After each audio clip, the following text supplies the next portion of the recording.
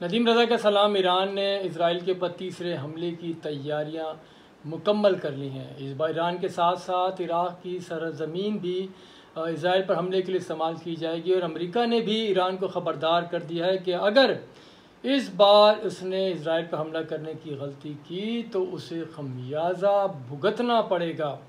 और इसराइल ने भी ईरान के सुप्रीम लीडर आयतुल्लाह अली ख़ामनेई को अपने निशाने पर ले लिया है और हमले की बाज़गश्त के बाद जो तेल की आलमी मार्केट है उसमें भी कीमतें बढ़ गई अचानक और मज़ीद इसमें इजाफे की पेशगोइयाँ की जा रही हैं।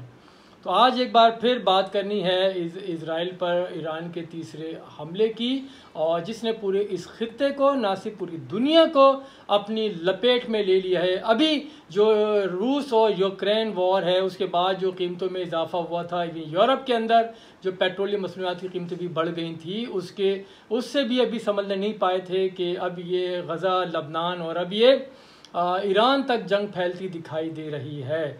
और इसके तनाव में उस वक्त ज़्यादा इजाफा हुआ जब ईरान के सुप्रीम लीडर आयतुल्लाह अली ख़ामनेई ने कहा है कि अमेरिका और इसराइल अलर्ट हो जाएं, अब उनको नहीं छोड़ा जाएगा और जिस तरह से जो हालात वाक़यात ख़ित्ते में हो रहे हैं उसको खमियाजा भुगतना पड़ेगा। और तीसरे हमले की भी ईरान ने तैयारी मुकम्मल कर ली है।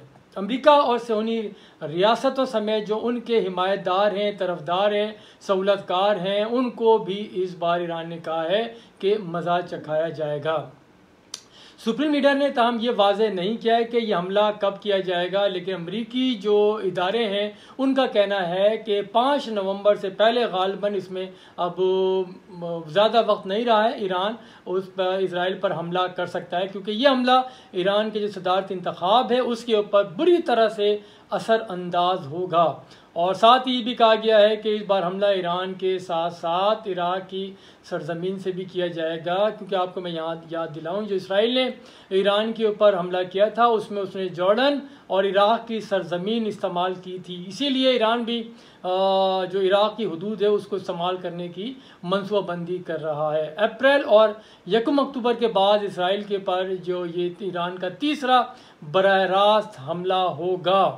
और इससे पहले अमेरिका और इजरायली हुक्काम ने दावा किया था कि 26 अक्टूबर को जो इसराइल ने जो जवाबी कार्रवाई की थी ईरान के ऊपर, उसके अंदर ईरान की मिसाइल टेक्नोलॉजी, फ़ज़ाई दिफा का निज़ाम और जो इसकी ड्रोन टेक्नोलॉजी है जहाँ पे इसकी प्रोडक्शन होती है उसको नुकसान पहुंचा दिया है और ईरान इंतहाई कमज़ोर हो चुका है।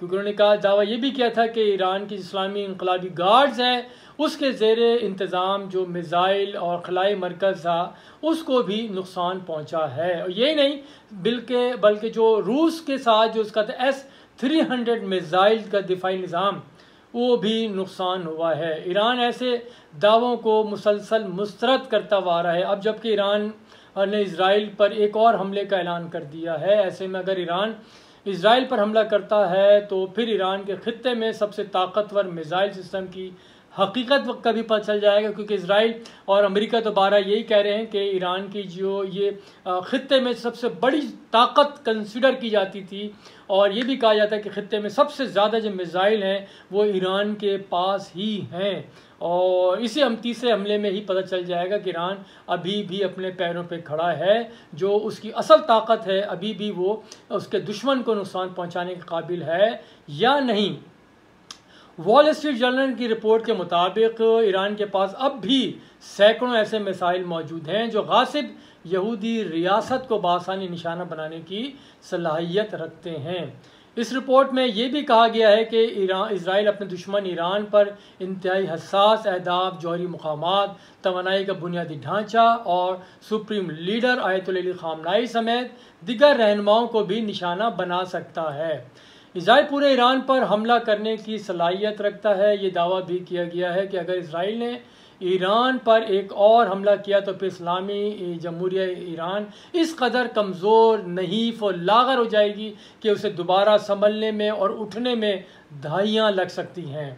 और अभी हमला हुआ नहीं है लेकिन हालात बहरहाल इस तरह ख़राब हो चुके हैं कि ईरान पर इसराइल के जवाबी हमले के पेश नज़र आलमी मार्केट में तेल की कीमत यकदम बढ़ चुकी हैं। और फौरी तौर पर कीमतों में 2 फी बैरल इजाफा हुआ है। और जो आलमी तेल की सनत के ऊपर निगाहें रखते हैं उनका कहना ये है कि इसमें मज़ीद इजाफा होगा। और ख़दशा ये भी ज़ाहिर किया जा रहा है कि अगर इराक़ की मज़ाहमती तंजीमों की जानिब से इसराइल पर ड्रोन हमले और मिज़ाइल हमले इसी तरह से जारी रहे तो इसराइल जो इराक़ में जो तेल की तनसीबात हैं उनको निशाना बना सकता है। और उसके बाद आप समझ सकते हैं कि तेल की कीमतें कहाँ जाएंगी। और पाकिस्तान जैसा मुल्क जिसके अवाम पहले ही तेल कई गुना ज़ायद कीमतों पर ले रहे हैं और फिर यहाँ पे तो मईशत का बिल्कुल ही भट्टा ही बैठ जाएगा। और क्योंकि ये सब कुछ ऐसे वक्त में हो रहा है कि जब दोनों ममालिक एक दूसरे पर हमलों की धमकियाँ दे रहे हैं, इसराइल और ईरान। और ऐसे में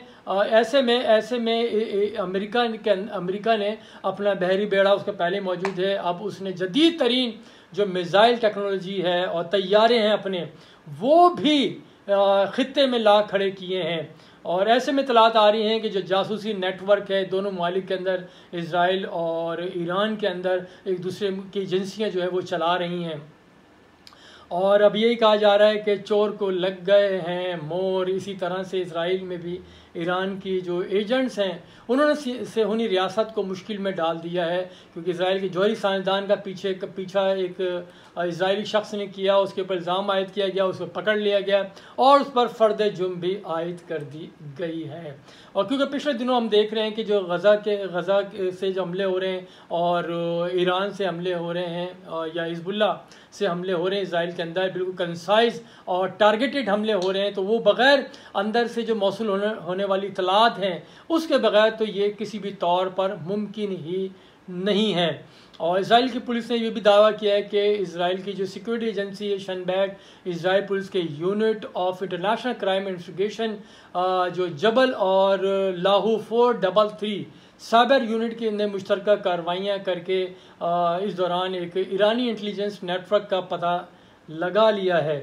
और ये नेटवर्क इजरायली शहरियों को जासूसों के तौर पर भर्ती करने के लिए काम कर रहा है। इनमें से कई को उन्होंने हिरासत में ले लिया गया है। बिलखुसूस जो मोसाद का जो हेडक्वार्टर है, जो इसकी खुफिया एजेंसी है इसराइल की, वहाँ उसकी भी रैकी की जा रही थी। और ये वजह है कि हिज़्बुल्लाह के जो हमले पिछले दिनों बढ़े हैं रोज़ाना की बुनियाद पर। और तल अबीब के अंदर भी, हैफ़ा में जिस तरह से मोसाद, फिर नेतन्याहू जो इजरायली वज़ीर-ए-आज़म है उनके घर के ऊपर हमला किया जाना, फिर वो गोलानी जो ब्रिगेड है उसके ऊपर हमला करना, ये सारी चीज़ें उसी चीज़ अलामात हैं कि जो अंदर से उसको हिज़्बुल्लाह को और हमास को इत्तलात मिल रही हैं, इसी बुनियाद के ऊपर इसराइल को नुकसान पहुंच रहा है।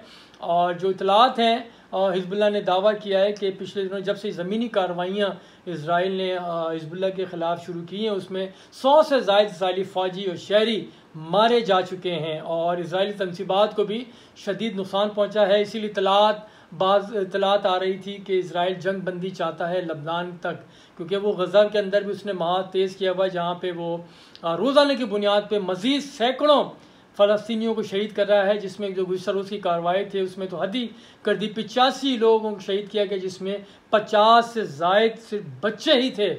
और अफसोस के साथ बारहा कहना पड़ता है कि आलमी बिरादरी को तो छोड़ें, जो हमारे मुसलमान ममालिक हैं, अरब ममालिक हैं, उन पर सांप सूंघ गया है, वो इस जानिब तवज्जो नहीं दे रहे हैं। और बहरहाल अगर अभी भी उन्होंने तवज्जो ना दी तो आज अगर ईरान है, इराक़ है, सीरिया है, लबनान है, गज़ा है, तो कल फिर आपका भी नंबर हो सकता है। बहुत शुक्रिया, खुदा हाफिज़।